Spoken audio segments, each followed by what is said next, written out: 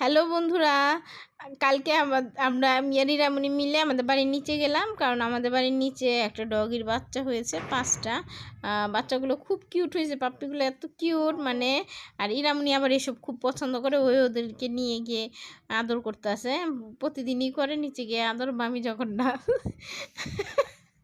তারপরে এই যে আদর করতে আসে, আদর টাদর কইরা এরপর বিস্কিট খাওয়ালো। এই যে দেখো বিস্কিট দিচ্ছে।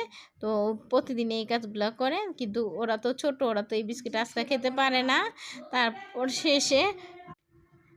শেষে এই বিস্কিটগুলোকে আবার ভেঙে দিল। ভেঙে দেওয়ার পরে ওরা খুব সুন্দর করে খেলো, ছোট ছোট করে ভেঙে দিছে। তো ওরা 5 ভাই বোন অনেক সুন্দর মিলেমিশে থাকে। তারপর শেষে এইখানকার সাবজেক্ট শেষ হওয়ার পরে ওদের মা আছে ওইখানে ওর মাকে দিল।